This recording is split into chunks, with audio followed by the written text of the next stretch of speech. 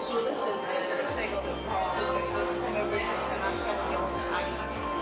What's your name and what school are you from? My name is Ajafo from Association International School, studying international development, leaning more into engineering, specifically aerospace engineering, the opportunities.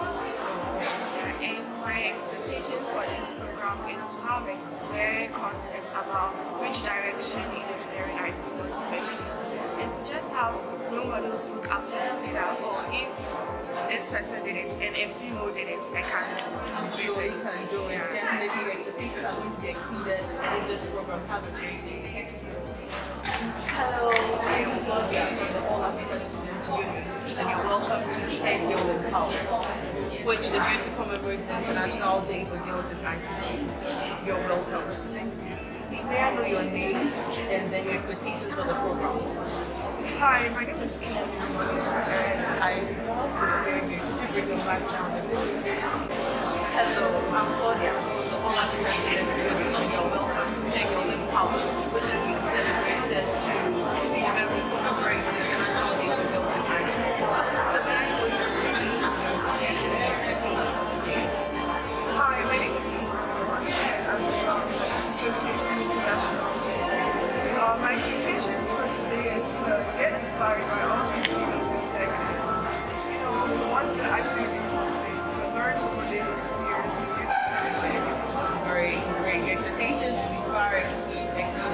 Nice to meet you, Claudia. My name is Armute, and like we said, I expect to learn more about females in STEM, things they've done, and things I can do to become a great person. Wow, that's great. That's great to know that you have high expectations, and then we hope that by the time you leave here, you soon have exceeded expectations. I'll spot you again and then get your feedback after the program. Thank you.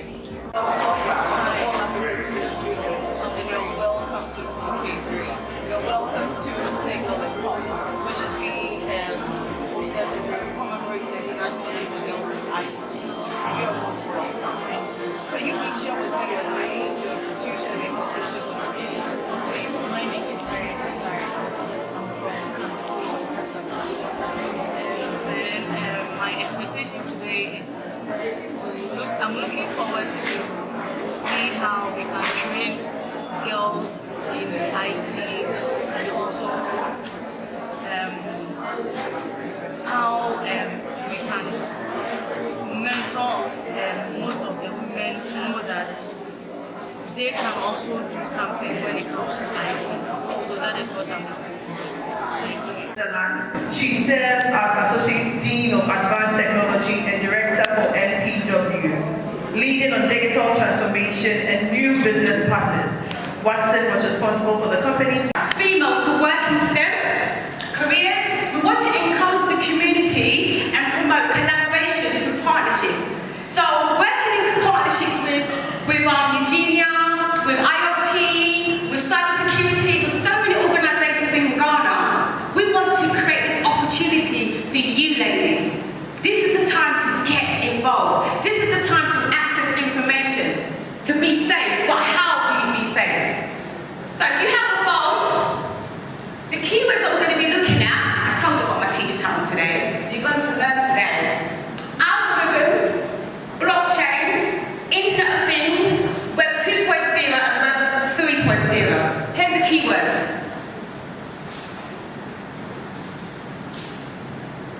Don't know if you can see if you've got your phone, take a snap. So, keywords, algorithms.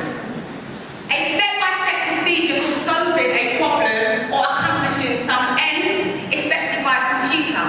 Think about when you're making a cake, the instructions. Just algorithms, just step by step. And if you miss one step, your cake will flop. So I want you to have that in the back of your mind. Algorithm, that's a key word. Another word, blockchain. A technology that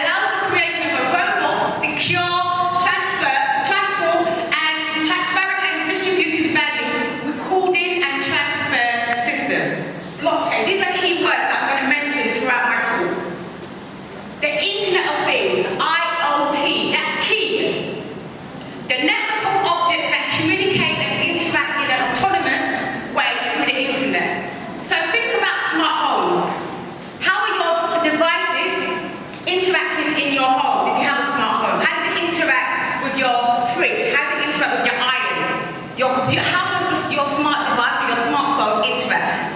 That is working on the technology called the Internet of Things.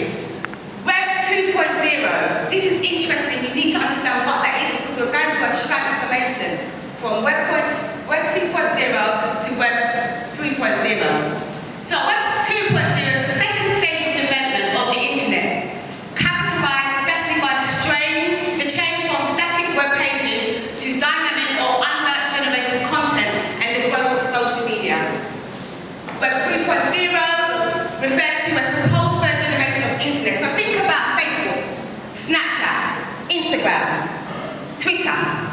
Okay, so when I talk about Web 2, these are the information I want you to try and remember as I go through. Web 3 is all about blockchains, think about Ethereum, think about DeFi, decentralized platforms.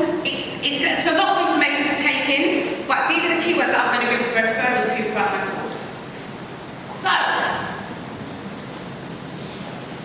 what I want to do now is explain to you what the present now, what is happening now, going through our transformation. So, how are you seeing, how is Web 2.3 working for you right now?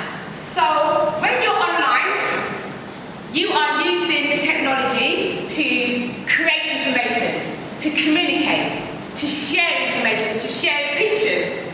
And I want you to think about when you're online, how do you use these technology? How are you sharing information? Where's the information coming from? Think about when you're on the virtual environment. I don't know if any of you use Discord or if any of you use Google Space, Google Docs. I don't know if any of you use it. You have to come talk to me. What are you using to go online? Anyone use Snapchat? Anyone use Instagram?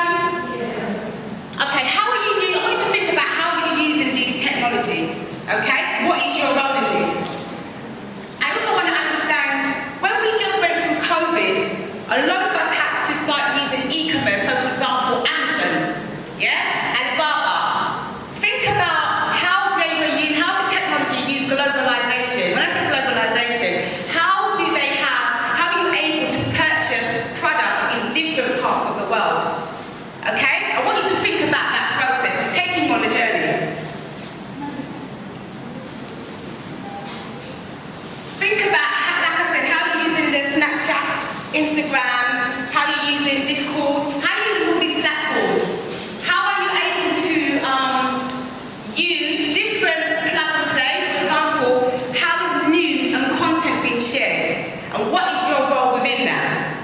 So, I've given you just a little background with keywords to understand why it is important that access and security and safety is important for you. With the new technology, it poses so many opportunities. So this is where I need you to help me move forward.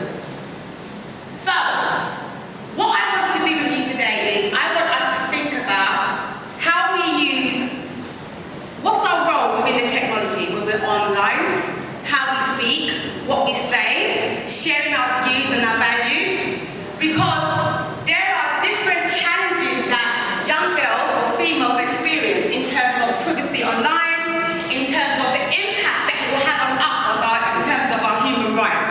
So the things I want you to consider is freedom of expression, what does that mean? And access to information and public participation. So here's an activity for you. So this is going to take 2 minutes. Every young person in here, every female in here, I want you, this is an individual journey. I want you to think about going through a virtual journey in a digital space, a personal experience. This is really vital for you to understand because I want you to take away something from today. What does your data mean? And how can you control it and keep on top of things? So what does the technology look like now, based on what I've just told you about the Web 2 and Web 3, and what will it look like in 5 years' time and in 10 years' time? What do you think is happening with your data? So let me give you an example. When I mentioned about the Internet of Things and I mentioned about how your data, in terms of your smart home, right now in places like the UK, in America, and even in Ghana, they're creating smart homes, smart cities. And what they're doing with their smart homes is they're using the information. So for example, say if you have a fridge, you have a smart home, and inside your home you have a smart fridge, yeah? And you wanted to do your shopping, your fridge will be able to tell you, using your smartphone, when your food is low in the fridge. They will know what type of food you buy. Understand the process, ladies. So if you like, for example, a particular type of bread, I don't drink milk, so I have coconut milk. Yeah? I don't eat, for example, processed food. My food are normally prepared from scratch. Sometimes it confuses them on my fridge. But say, for example, you're a working person and you have no time and you just want to know what food you need. You look at your phone and it tells you. And then what do you think the information? So say, for example, your fridge is made by Samsung or from in the UK, it's Hotpoint, whatever. They have a data center and they take your information. What do you think they do with your data? Who do they share it with? That smart fridge, when that information travels to the server or the data center, it communicates with a local shopping supermarket. What else do you think happens with your data? So hold on, I have to do this process, I have to. It's really important for the girls to go. Okay, what social media platform do you use? I'm taking you on a journey because I want you to understand what's happening with your data. It's so imperative, so important to understand. Are you vocal online? For example, when you're online and you see a point being mentioned, you don't like it. What happens to what you said? Does it go away or does it stay there forever? And if it stays there forever, who has access to that data and information? All right, let me move on.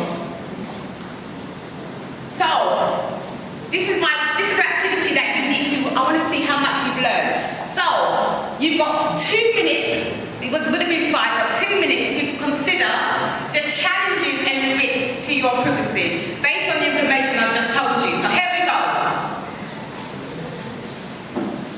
With the information, the data that you are sharing, say for example, if you are, like I went to Kempinski Hotel and I needed to use their Wi-Fi.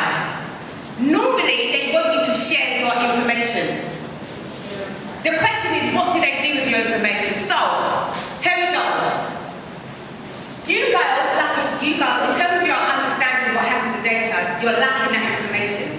What we need to do is think about, whenever you share your data, who is it? Who has access to it? And I want you to think about, for example, we just recently got the Ghana card, right?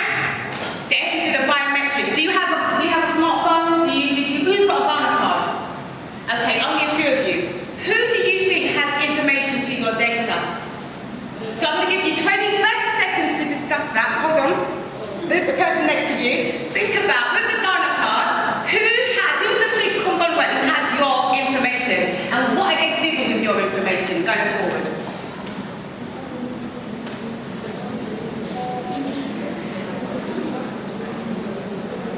I'm going to be asking you, I want you to think about how they use your data. Once your data has left you, do you have any rights when it comes to your data? How can we ensure that our data is secure?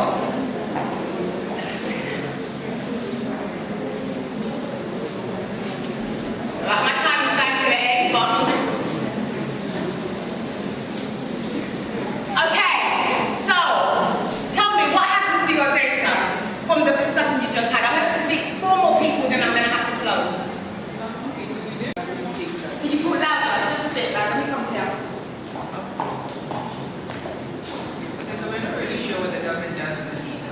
We know that the government does take our data, like we have biometrics for tracking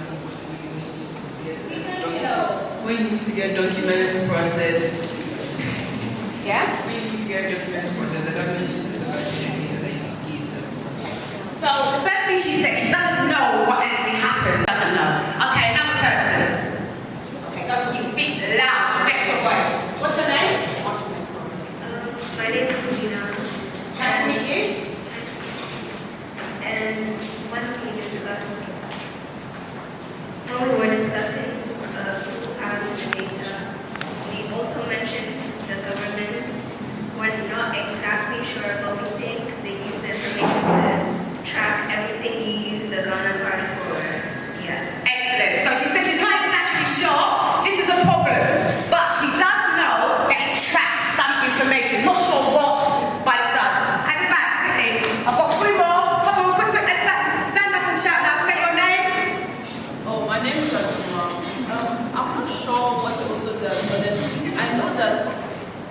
But I know that the government or whoever has the app tracks your data because, for example, you are on Instagram and you see, I'm using Chelsea as an example, and you see Chelsea on your Instagram. Then you go ahead to TikTok and you also see here the government links your data. Okay, excellent point. Okay, so what do you think Facebook do? What do they do with our data? Facebook, people like Facebook, Instagram, what do they do with our data? Are they not selling it on to another company? Think about. Related to one. But hold on, I want you to think about, once they have your data, so you're, say hypothetically, you're 15-year-old, you like, are you? You're 15, you like art, you like dancing, you like going out with your friends. Do you see what I mean? They will sell your data and give it to another company that will sell products to you, which you've probably never seen before. Then you need to understand, okay, who is the person behind or in charge of all that information? What are they doing with it? Who are they sharing it with? What are they using their values? It's important for you guys to get it. Thank you. Next. Stand up quickly. Just stand up, say your name. Because if I'm in Ghana, if I go on TikTok, it's giving me Ghanaian content. Doesn't necessarily mean that I know these people, but it's like my location helps to tell. And sometimes you come across different people that we know. It's like, oh, I know this person. Excellent. Yeah.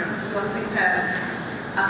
Know that if you're eligible to have that visa or to be deported, and coming down to like apps, Facebook, WhatsApp, Snapchat.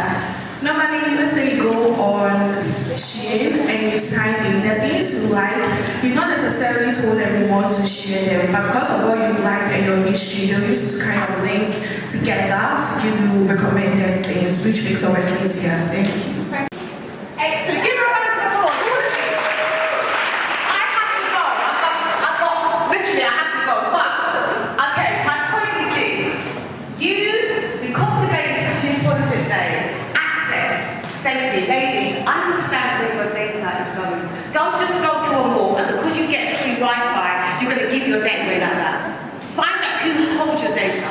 Find out, make sure also, when you're online, Student Union mainly focus on our 7 strategic priorities: data, gender, democracy, education and students' rights, Pan-Africanism and African culture, democracy and good governance, capacity building, as well as migration and environment and climate change action. So, the gender and advocacy working group activity focuses on the sustainable development goals for education and gender equality, and that's why we are here. For girls and young women to get to thrive in science, technology and engineering, they need to be oriented to the sustainable development goals on education and gender equality.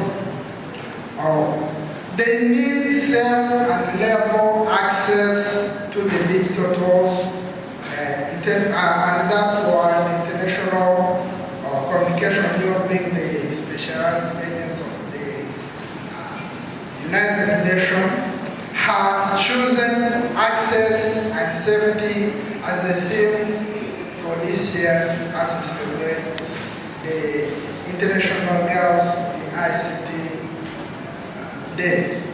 So women who only makes up 28% of the workforce in science, technology and engineering, diversity outnumbered by the boys, if you are proud to see.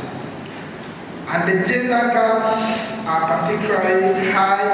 The schools are systematically lagged from STEM, and this is throughout all education areas. And this fact is limiting girls' access, preparation, and opportunities to go into the field of sciences. As the challenges are that to be the main cause, and the lack of confidence among girls, intimidation from the community, lack of transparency lack of community support, inappropriate mentorship, which is now being boosted, and social assumption of gender laws, among others. So the All African Union and the All Africa Students Union as well, we believe that every girl and every woman at large has this potential to make the world better to live. That's why we learn the thinking that higher thought of very deeper. When women are empowered in all aspects, this has the capacity to create change, and this change should be for better.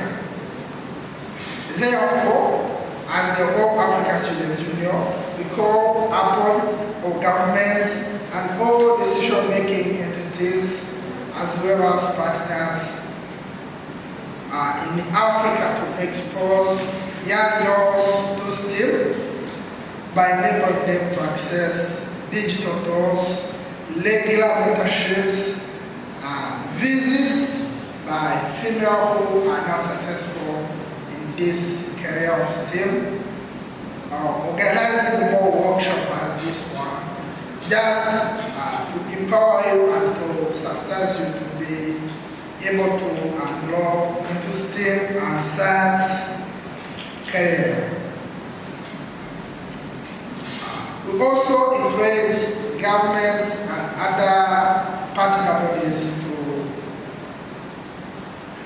encourage girls and women participate in programs that will support other learning opportunities, so that our girls and our young women will be able to enroll as much as they can into STEM and technological educational sciences.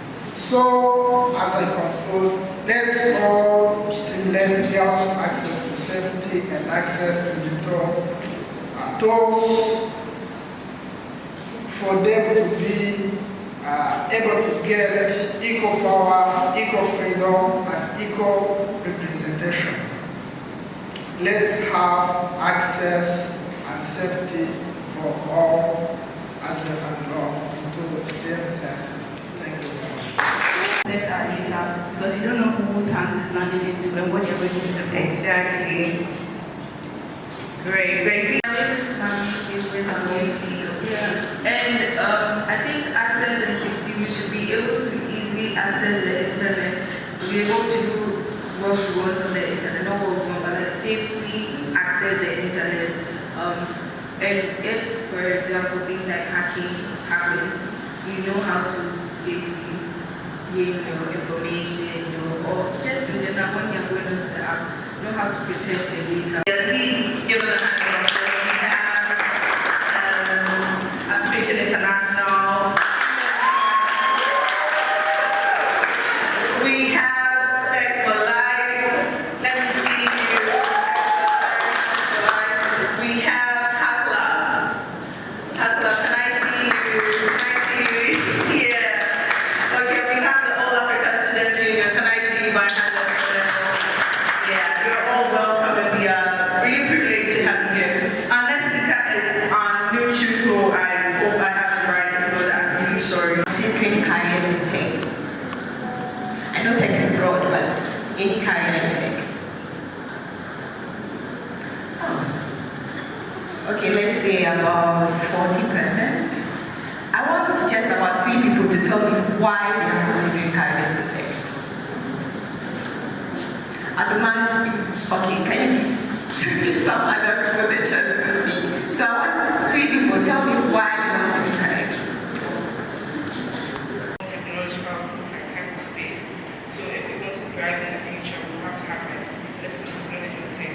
And I have to do biotechnology because I really love like the mix of science and technology. So I feel like it will just help us grow as a community through a more tech-based. Great. For the world, and I believe technology as a way to do good for the world. So that's what I'm looking for, a career in tech. Yeah, I wasn't considering considering it, but then our teacher, Miss Jackie, She forcing you.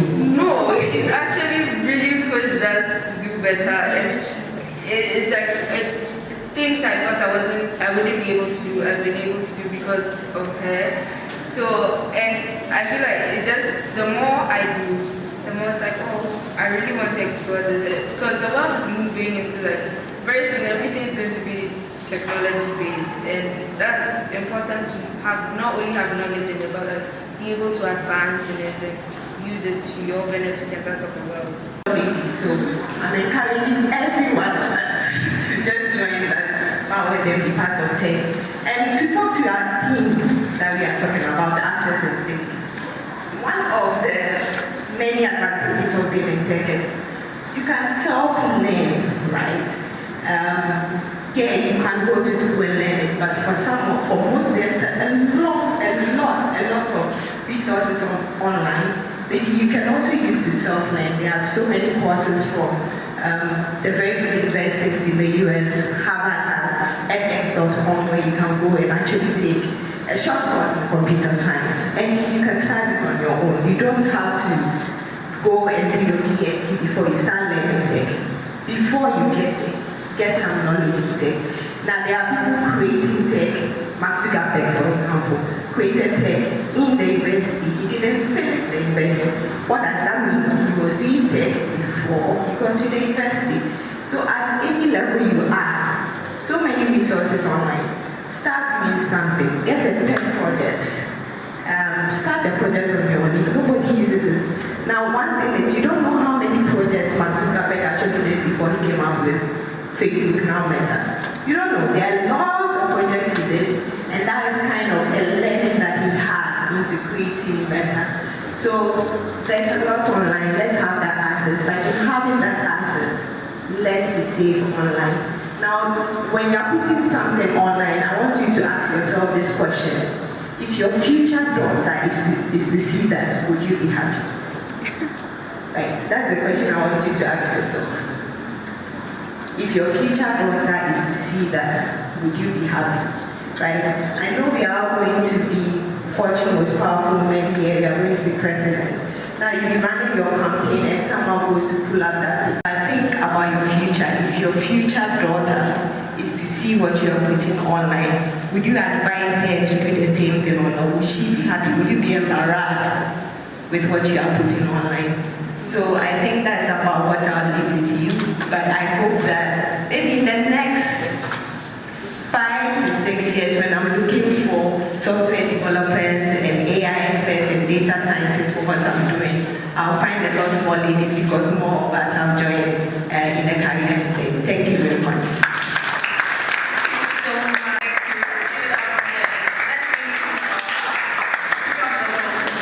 Sorry, homework.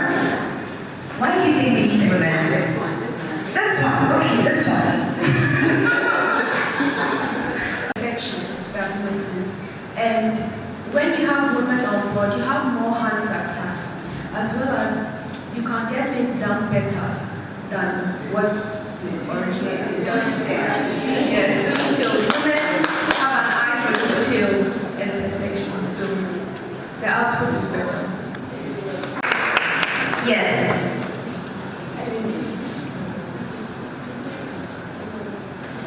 Something new. More women mixed with the knowledge from learning can create so much better things for the world. So that's It's all about diversity. We were all raised in different homes. It's slightly different from what men see, partially because of how we were raised. Do you get it?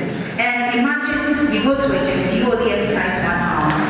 You have to exercise more, or else it looks weird. But here's the case: we have a world that has more than 50% women and children.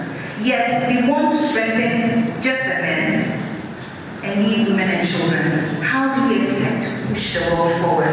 I heard it being said one day by a Muslim man, and he said, I intentionally said that. He said the world is the way it is because of how we appreciate women.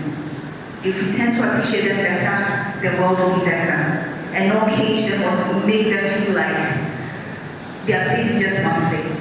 So take it up today. Okay, we need to find more women. I did find a few women, but I didn't find many. And for the men, we find them plenty, and that is the norm. So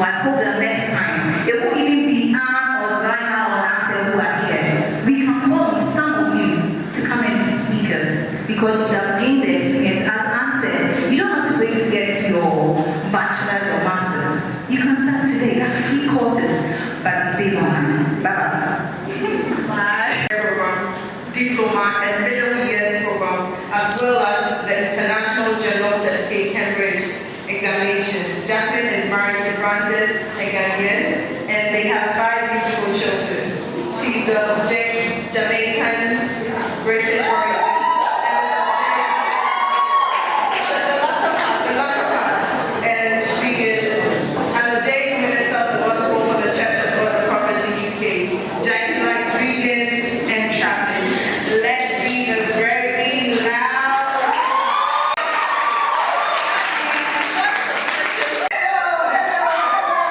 Oh my God, I am too happy that Sarah Boone did an improvement of the ironing board.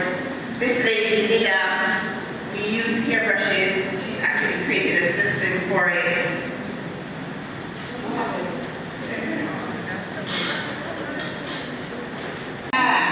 That mathematician, that computer lady, she was of African origin, Captain Johnson. Then we had Shirley Ann Jackson. We had, she actually innovated and improved the telecommunication systems as we know it. We had Patricia Bach. She did an invention for actually removing cataracts so people don't have to go blind. Another technology invention there. Maddie Maxey in 2013. Who ever heard of Maddie Maxey? Not many of us. Yes, in 2013, she actually combined electrical circuitry and clothing. She's a fashion designer. Who's seen this lady? Somebody said she looks like me.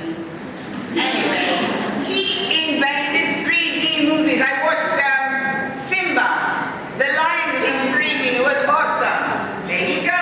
Women in tech, guys. I hope you're feeling empowered. Yeah. Can we do this? Yeah. Shirley Jackson. Telecommunication, touch-tone phone. Now you take a lot of the products we used to take for granted, but I'm telling you, somebody actually sat down and thought about her, right? And she had her doctorate from MIT, which was like, you know, some of my students know about the MIT list anyway.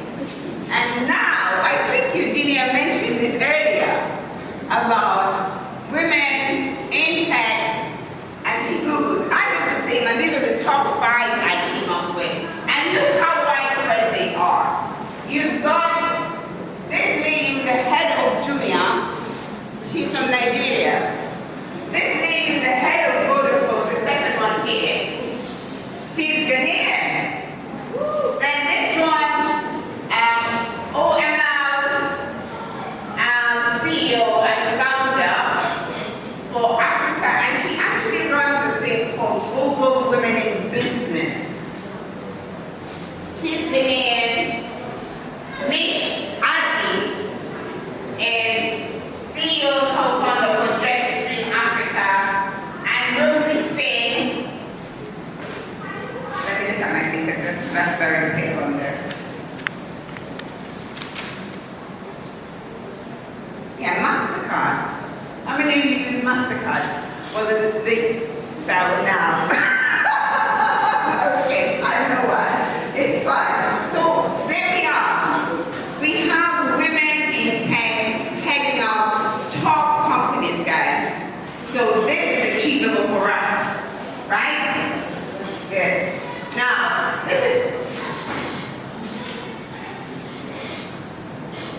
this is why I asked Marissa, because this slide, Marissa did it. And she came up with women are underrepresented or underrepresented in industries where employment is increasing. So you've got engineering and ICT, and the women to men ratio is pathetic. And we need to change that. And so we need to possess these fields that society as a whole can benefit. Understood? And we talked about inclusivity, and we talked about diversity before. Inclusion of women in technological fields reduces inequalities. And this is really what the aim of STEM Chican is trying to promote. Reducing inequality. And this is Marissa's take on sociability and perfection. Women, we have an eye for detail. Let's not be, we do. Most women I know, they see the minute detail. I can see if my nails hasn't quite been done or my earring is falling out, and sometimes my husband doesn't see that. Do you understand what I'm saying? And it's not taking away from the men, it's just that we need to bring that quality that we have to see perfection, to see the detail, to the tech fields. That's what I'm trying to say. The list goes on. So, my favorite phrase for my students, and most of you are my students, so you know this, carpe diem means seize the opportunity, guys. Choose wisely. And I have another phrase that I'm going to leave with you. Some of you know it. Kill the ants. Kill what? Some of you know? What are ants? What are ants? Automatic negative thoughts. How many of us get them? If you're honest, yes, we all do. But we need to push those away and move forward. Thank you for listening.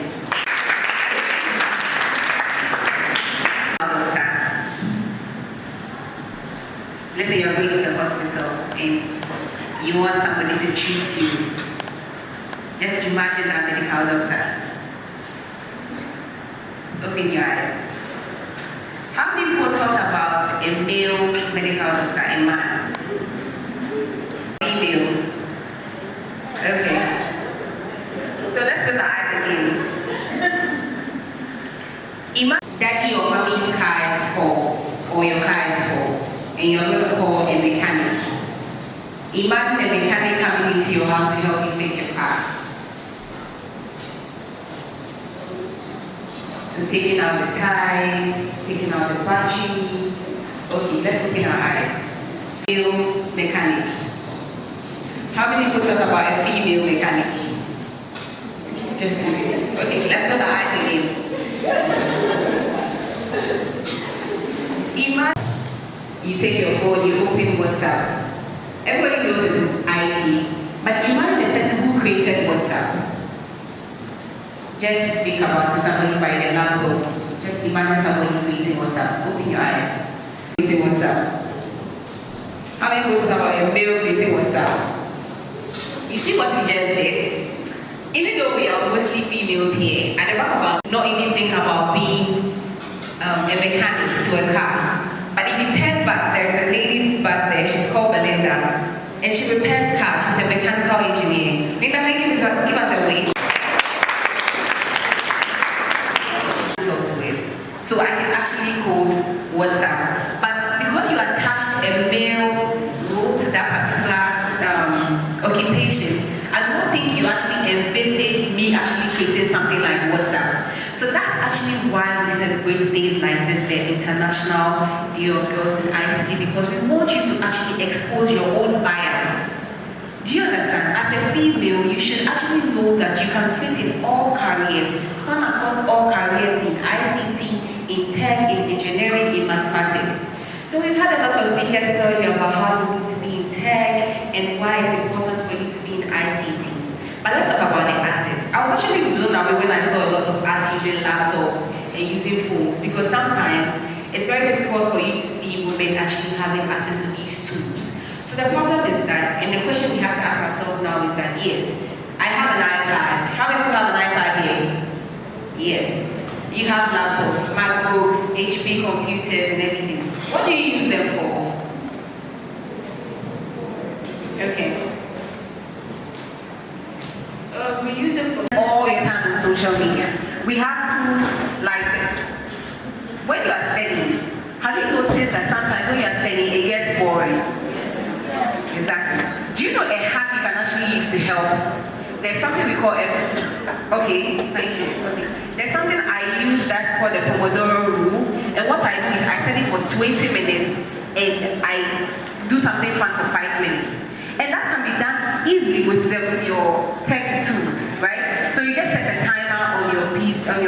your phone for 20 minutes. So you do serious work for 20 minutes. Then, when it's done, 5 minutes you used to go maybe on TikTok and continuous equation, or how plants work, or how does a computer work. Somebody asked me a question about the zeros and ones of computers, and I was so impressed. Do not do well in school, right? And so it's also important that you have a balance. You go on TikTok, you try to learn, you go on TikTok, you have entertainment, right? There are documentaries even on Netflix that you can actually learn. So it depends on you and where your focus is.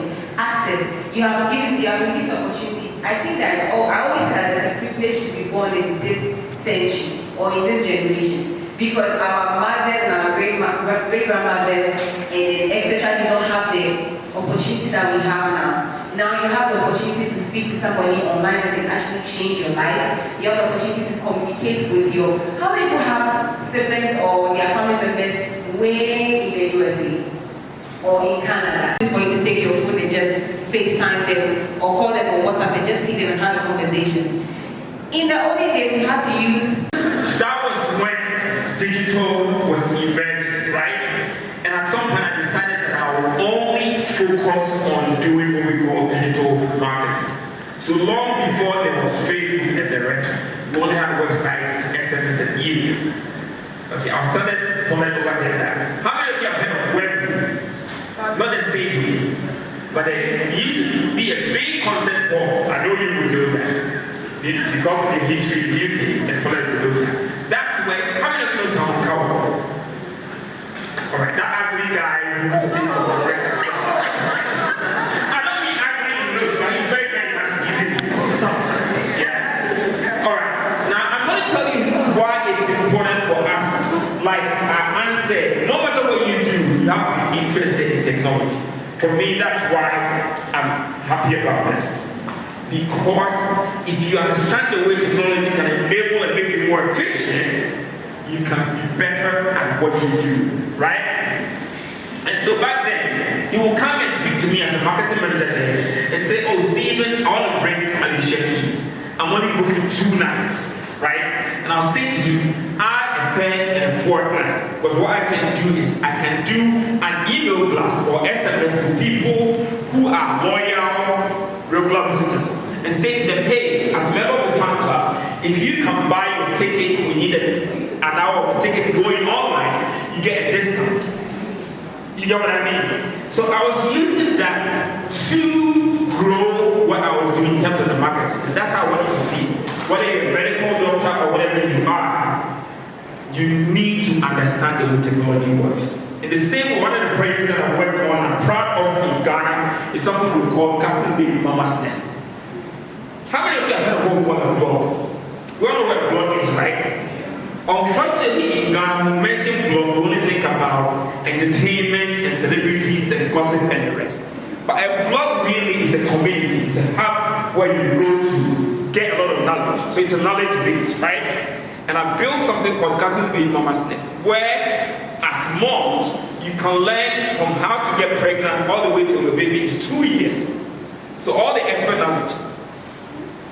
And I collaborated with midwives and pediatricians and people like that. So that's how I want you to see this, yeah? So if you don't know anything at all, please remember that whatever career path you want to take, you will be better at what you do if you are technology savvy. You don't need to learn how to code, but you need to learn how technology can help you to do your work better. Are we okay?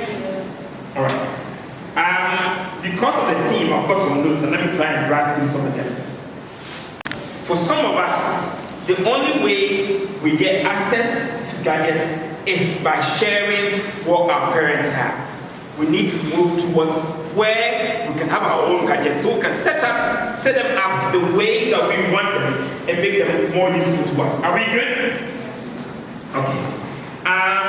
The other thing I want to also say is that as we are here, and I see a lot of developers here and people in that community, let's start working on developing our own localized platforms, apps, and tools. That way there will be more platforms for girls like you to access. Because a lot of the hazards happen when we access foreign platforms. Do you understand what I'm saying?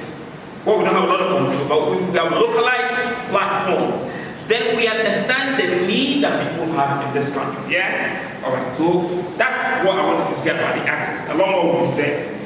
But let's talk about safety. A big depends on us too, and I want to highlight some of the things, okay? The first thing I want to say is that we can't stop, to those of us adults in the room, teachers and the rest, we can't stop access.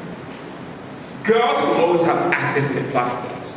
So the conversation should rather be about making it safe for them. Are we okay? We can't stop the access. My small boys pick my phone and they go to places that I haven't even visited on my phone before. You can't stop them. So the conversation should be about making it safe, making the access safe. And that's what I want to focus on. And the education should also be comprehensive. Often when we hear about safety, we think of, excuse me to say, avoiding perverts and avoiding money laundering and scammers and all the rest on these platforms. But that's not all there is about safety. Earlier, I think one of the speakers talked about data. I think Paula talked about it. The fact that we, even ourselves, need to be mindful of how important our data is. Today, if you have somebody's phone number, you can access so much information about them. So be careful where you go and where you leave your phone number. Not just you, but even your friends' phone numbers. Because we're all in all sorts of groups, WhatsApp groups, email groups, and all of that. And if you, for example, simple things like even blind copying people in emails and not putting them as CC or not putting all of them in the address in the toolbox. Do you know what we call blind copy? Yeah. Do we all know what we call blind copy, please? Alright, so it's important that you're interested in technology. I am only interested in how it enables me to do what I do effectively. Are you okay? What happens inside the machine, the coding and the rest, I'll leave it to my colleagues here who will help me do. That's why I get what a lot. But I get to speak on platforms like this and travel around because I can speak about the functionality of technology and how useful this is us than about the coding and the coding becomes a bit tedious. Thank you very much.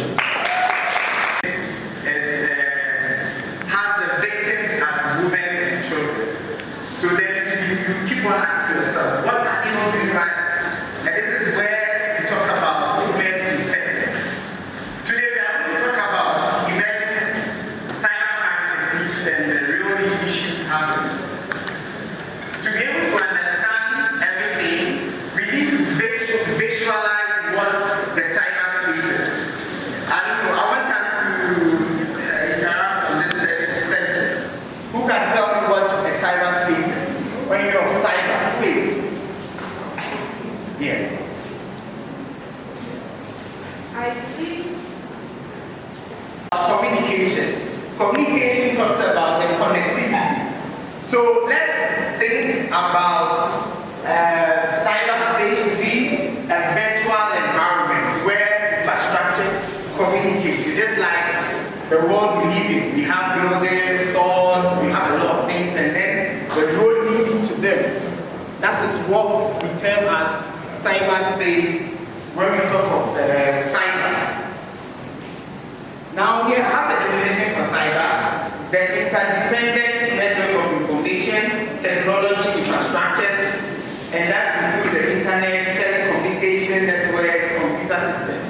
Now when we talk about cyber, the cyberspace, we are looking about, let me say, robust infrastructure. We are looking at satellite communication, we are looking at microwave dishes, we are looking at internet of things and all that. So these come together with them communicating together to form what we call the cyberspace. Now, I speak about the internet. Think about the internet as an access to each and every infrastructure. So we know that with the basic ICT knowledge that we have, we know that computers store data, they process them, and the last they do what? They store data, process them, and they do what?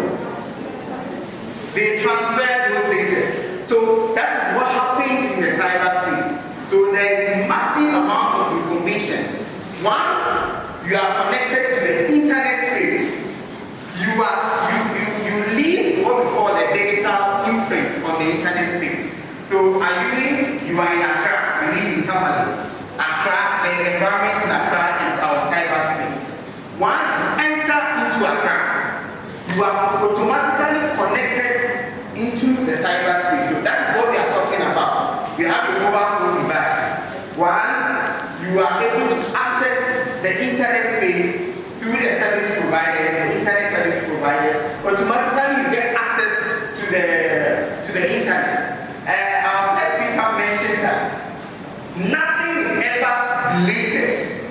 Per my expertise in data forensics, even when we format a phone, we can retrieve everything because we handle cases where we have individuals formatting their phones, even burning their phones, and we are able to bring the pieces together and do what we call digital extraction, where we remove all the data from the phone, analyze it, and present it as evidence in court. So it means that whenever you share any information on the internet, once you are connected to the internet space, you should be mindful of whatever information you let out there. So the internet, we are saying the internet is full of opportunities to share personal information. That means that once you are connected to the internet, that digital imprint is left forever. There is no way we have something, the internet communication is through a medium called TCP IP communication. Who knows TCP IP? TCP IP. Have you ever heard of IP address? Internet protocol address. Now let me explain something to you. Once you have the internet, you have your device, and then you are connected onto the internet. You are given, let's say, an address. Think of the address as a house number. You come to Accra, you build a house, you have a house number. Now the IP address becomes your house number. That can easily locate you on the internet. So once I know that this is your IP address, I can track to the very destination you have with your IP address. And I can be able to tell whatever you are doing there at a particular point in time. So once we know that these imprints are left on the internet, it means that we are exposed to third parties, gaining our information, gaining access to a lot of things that we think people don't have. Holding your data were found in your footprint. So I want to see those kind of companies with the kind of data they have.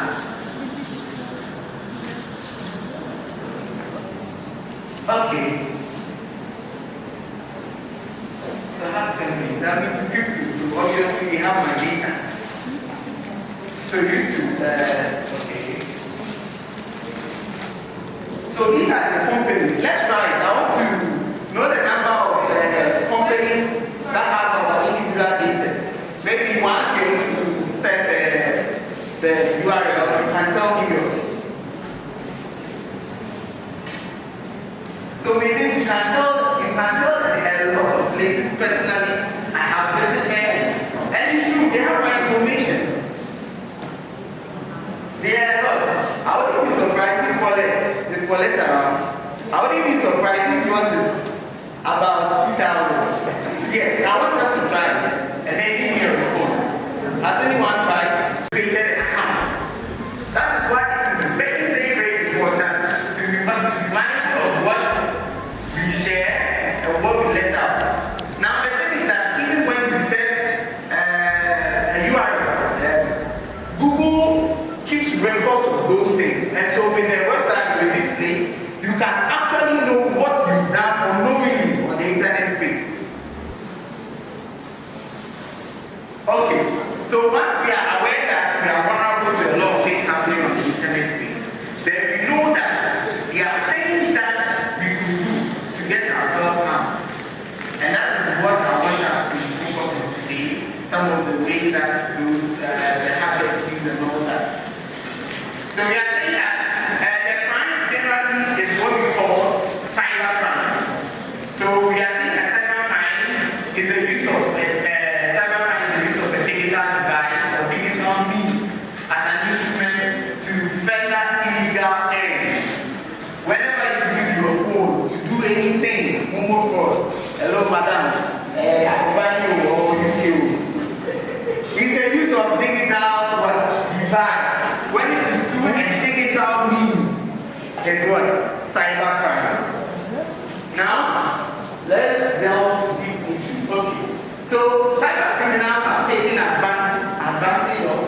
coordinated attacks and community schemes.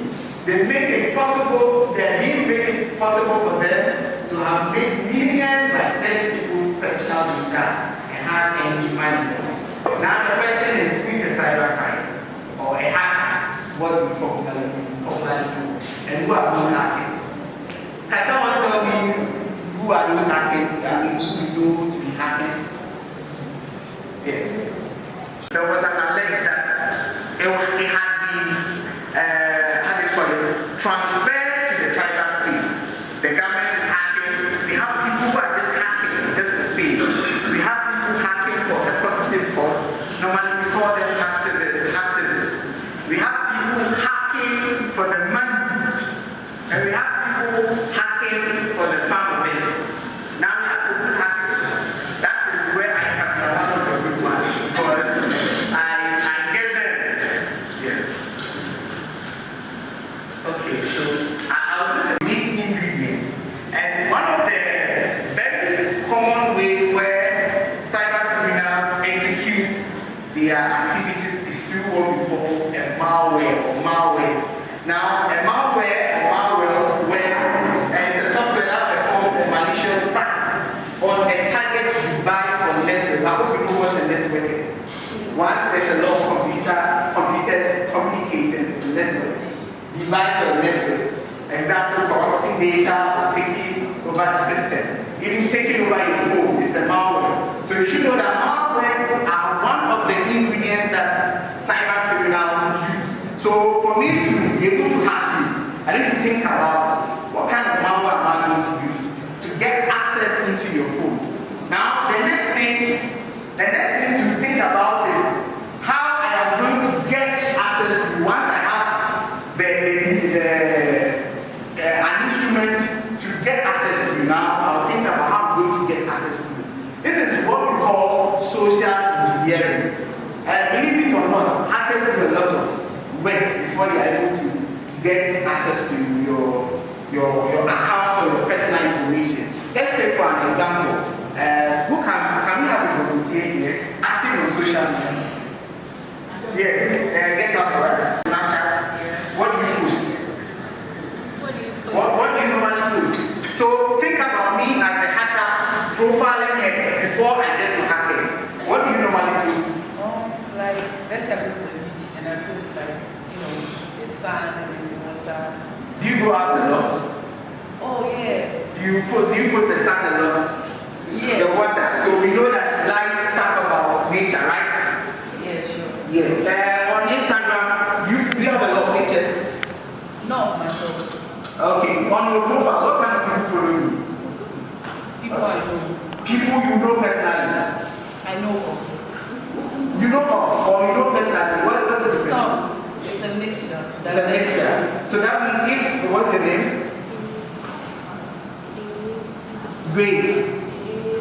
If Eresi is sending a friend request, it's possible because you know Eresi personally, you have a picture, you can be able to tell this is Eresi, so you accept the friend, follow me or something. Friend request. Yes, follow request. You watch. Okay, so I can use Eresi as a target, as a third party. So I know that Eresi, do you normally comment under her post? Do people comment under your post a lot? I don't post. You don't post? What do you do on Instagram? Like my story, then I highlight it. Yes, but do people repost you on it, your story or something? Yeah. Do you repost back? No. You don't repost back? You don't repost back? You don't post at all? Is your Instagram private? Yeah. It's private? Okay. So that means the only way I can get your name again? Aduma to actually access my account is to post as a friend. You know, with Instagram, once it's a private account, when you send it, you have to accept. Yes. So if I want to get in touch with Aduma through Instagram, I'll have to fake a profile of someone she knows. So I have to go through her follow. You have a follow list. You follow people. Yeah. Yes. So I have to go through her follow list to try to see who comes up, or who probably you have a picture with that would have posted you. So that's the work I will do. Like my mutuals. Yes? My mutuals. Correct, your mutuals. So it means that I can actually send a friend request if right? If Erasing posts a lot. Once Erasing is my friend, it's possible you can be my friend. Well, if you're like a male and you're different, I don't think I'll like. Yeah, so I'll be a female. Obviously, I'm here, I'm not here. Yeah. So that way, I think once you're able to accept my friend request, it will be easier for me to say hi to you. No. Instagram? No. But on our Instagram profile, is your school there? No. Are you friends with any of your family members? What do you mean? Friends, your profile, your friends, family. Like your family friends? Yeah, family friends, yes. Oh, yeah. Yeah, so, and it is public. It means that when I go to Facebook, when I go to about family, I can see. It doesn't work like this.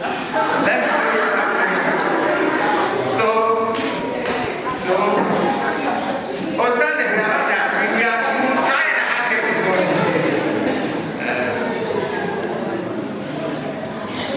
I'm coming.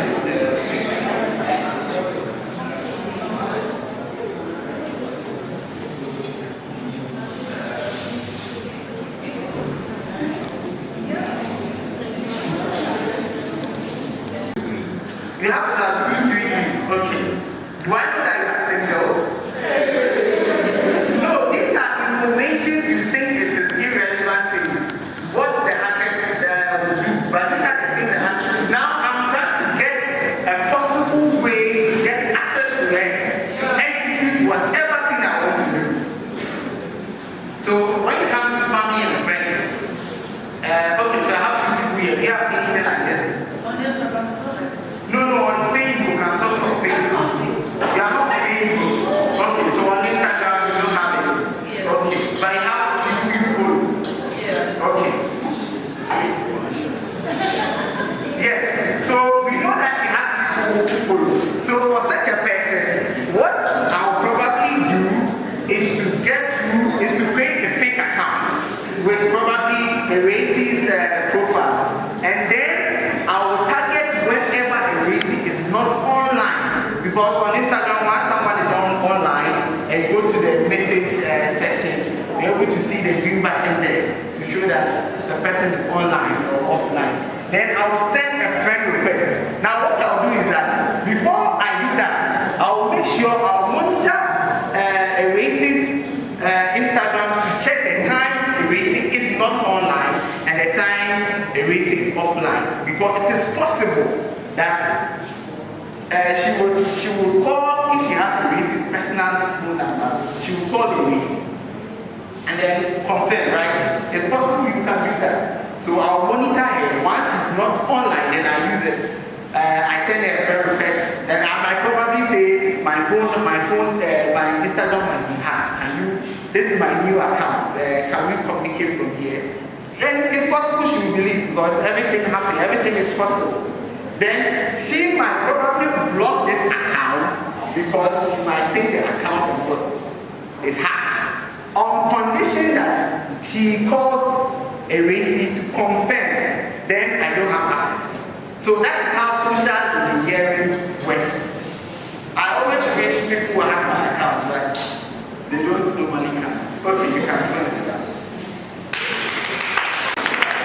So they do a lot of things. One, a lot of your info. Okay, so she's very security conscious. She said she's not on Facebook. Even on Instagram, her account is what? Private. Okay, so now go to the next thing.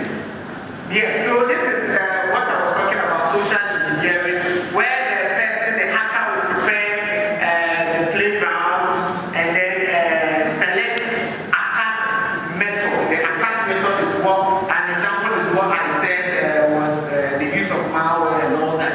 Then the hacker or the cyber criminal would start deceiving you, engaging the target. Once he or she has identified a means to you, the person will start engaging and spinning, saying stories. There was this case I handled. The lady was there, and then she received a message from this guy with a foreign number. And the guy started texting the lady and told the lady that, okay, I think we'll do a lot of this. But I want to do, yes, phishing. This is one way that cyber criminals are able to hack people's accounts. And very unfortunately, they are able to get into very young girls, social media accounts, compromise it, use it to steal other people's social media accounts and get interact with men, get their moves, and then use it against them and all that. Yes. So let's look at this picture. Which one do you think is false? The one on my left or the one on my right? The one on my right. The one on my left or the one on my right? Right or left? Someone should quickly go to verify it on Google and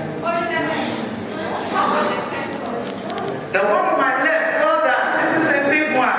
Who will never ever ask you to input your password, your email and password at the same time. That is why verifying a link is very, very important. Now, those days they say that if you see HTTP and there is no S, that it means it's fake. Now all the fake URLs have S in them. Then this last simulation and then we'll just close up there. Okay, so I want to show you some of the ways they get unauthorized access to your devices. And this is a bit practical. It is for educational purposes. Okay, so after this, okay, target any other information that they will need. And these are open source, but this is purposely developed for this.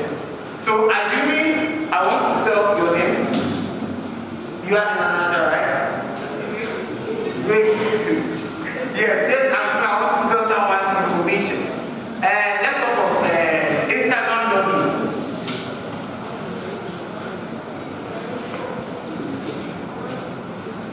Just a second, I'll be done.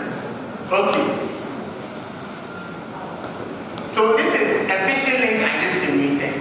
Now, a lot of people know that Instagram ideally will not give you this long URL to input on their data. So as a hacker, what I will do is that I want to mask the malware, the phishing link, so that once you see it, you will not know that that is what? That is the phishing link.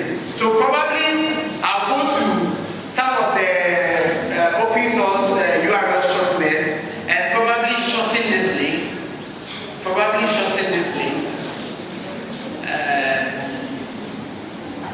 Let me think I did one here.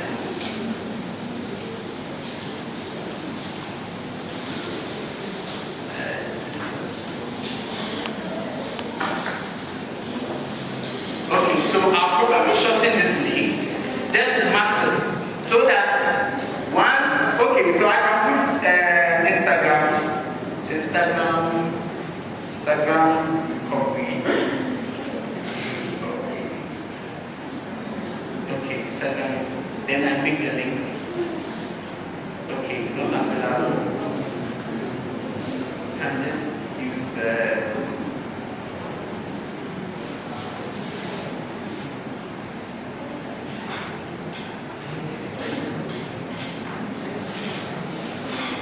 okay, so once I generate a random copy, I can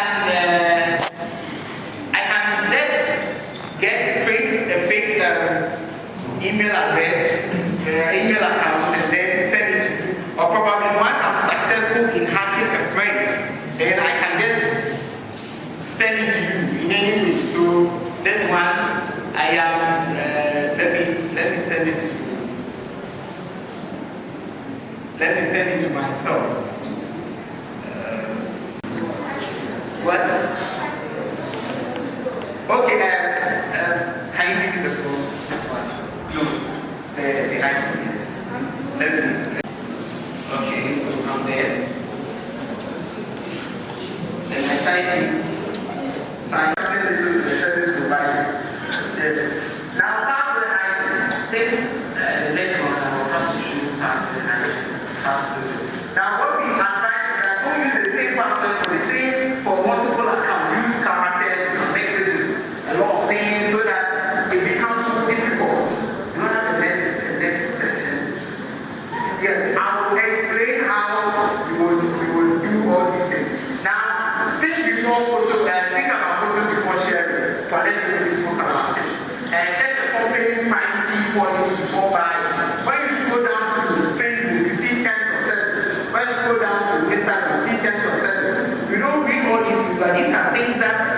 receive vital information that will help you to know what to share and not to share. Watch out for patient that in the next session. And keep your Bible, okay, so be aware of your internet presence. I have about 173 companies under my information, so I have to be mindful. Be aware of, okay, so be on the lookout for sexual predators. Now, these guys, very unfortunately, 90% of the cases I receive at the unit are what we sex video call, show me your this thing, they will show them. And they will do screen recording. And then they will send it, they will use another line and pretend to be a blogger. They will text me, have your route, send me 5,000. I have a software that will delete it completely. It's a lie. So once you know that conversations are getting to these places, you be mindful of what you share. Okay, report identity theft. Do not download from pornographic sites. I think my next session I will show you what really happens when you download from pornographic sites. Yes. So basically that is it for now. And what to do when you are victim of cybercrime? Don't shy. Talk to your parents or your guardian.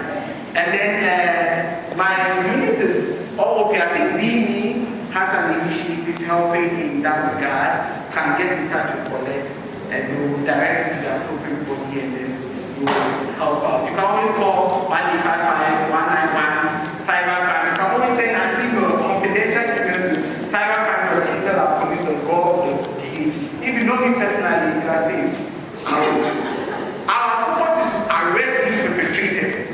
Even when someone says anything about you on the internet or social media that you are not okay with, you can report the person. We have cyber laws, we have the Electronic Transaction Act, the Data Protection Act, which regulates how our data are protected. We have the Electronic Communication and the Cyber Security Act. These are things, I think when we met yesterday, they spoke about it. I really pray that they include in the data literacy for the framework. Okay, so thank you for now. Thank you. For just a short time, give it up for them. For now, for Paulette, for Zaya, who is here, we don't run away. Are we all here? Is Paulette around? Zaya.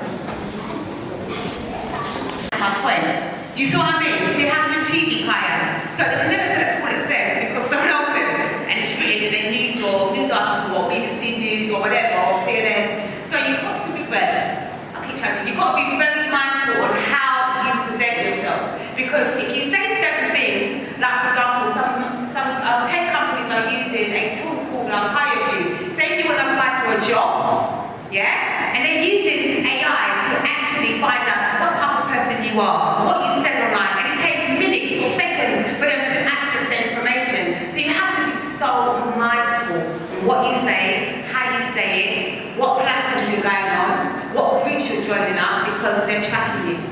So you can still have a public life as to be a public figure and still have a private life. Let there be a clear difference. I think that's what they're saying. And also she said something in particular that be careful when your friends are taking pictures of you. It may not be you who puts it out there, but a friend, we know that we get into fights sometimes, petty fights, and they will put it out there and it's there forever.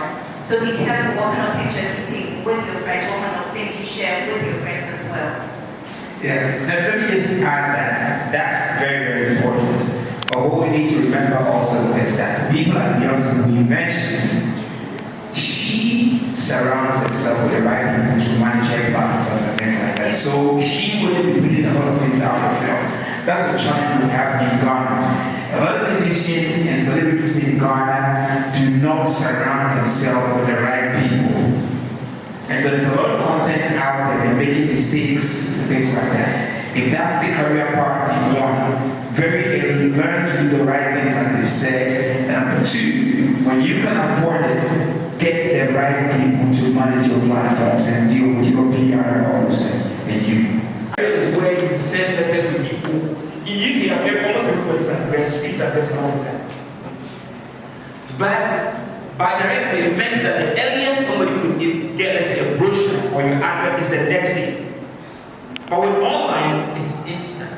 So like I said earlier about Simon Cowell Someone called said, okay, Stephen, help me to sell the tickets. As soon as I send the email and I send the SMS, I can tell how many people have received it, how many people have clicked on the link to go and buy the tickets. So I saw the power of technology as an enabler. I said to myself, if I want to do very well in marketing, I need to embrace technology. Okay, and that was what I did with digital marketing. Today, for some of the things I do, when they said I work for Glassmaker, how many of you know Glassmaker, the makeup company? Today, there are makeup apps, for example, that you take a markshot, you know what a markshot? You upload your picture, and straight away you can select different shades of makeup that will match your face and use it to order. That's the marketing part of it. So that's the angle where I work. So for me, digital was the way to tell the story about brands more effectively, always on and effectively. And that's how I got into it. And thank God, since I came back to Ghana, I've been preaching this message, and more brands are buying into it now. Does that answer your question? Sorry? Yes.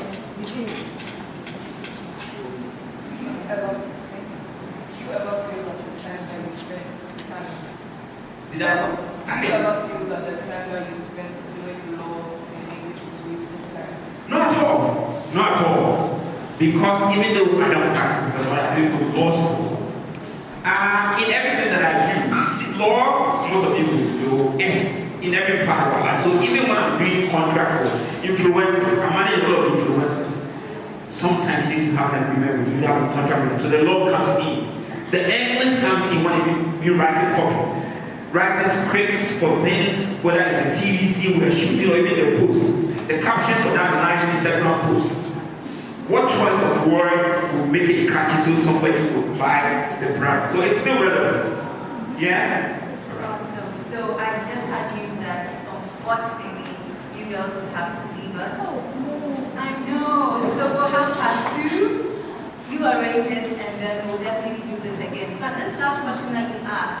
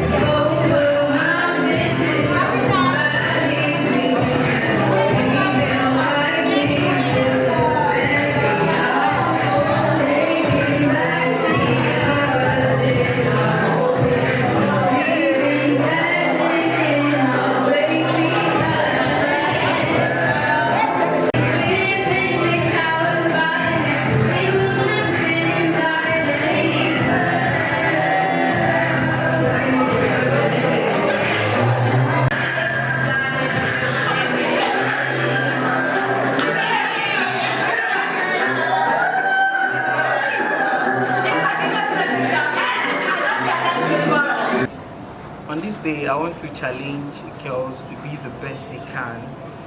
Access is good. Then also, once you have access, you need to think about safety, and I know they can. There are lots of people in the cyberspace trying to lure girls to be who they are not. And so I want to challenge girls to be the best that they can. For whatever you do, think twice before you do it online. Because whatever that is kept on the internet space can never and ever be deleted. Anything can be retrieved. Thank you. It's been an awesome day today to celebrate the Girls in ICT Day, about access and security and being safe online. I want to ensure that young women understand what it means to have a voice online, but also be responsible and have a strategic plan and how they make sure that whatever they say is not going to have a detrimental impact, but they will be able to be positive, be able to share their vision and be able to move forward in this industrial revolution and be part of this digital transformation change. Thank you for having me, and my name is Paula Watson, a global tech disruptor, leading on the BB Challenge to raise 1 million girls' aspiration in STEM. We want to see more girls in this digital space. Remember, access, be safe online, and have a voice.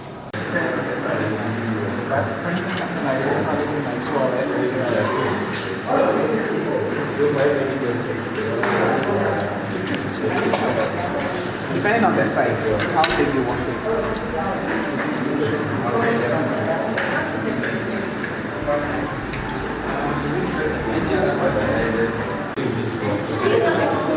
Once you have internet access, you can go to it. So these are some of the things that you need to know so that you can prepare yourself for the future and the future of going to work. Because there are so many works that are going to be replaced by robots and machines. How do you prepare yourself for those future of work? We thought that this particular session will introduce you guys to it and then also train you guys to at least the basic introduction to all these things. And once you go out there, you can prepare yourself for this, getting access to resources and information. So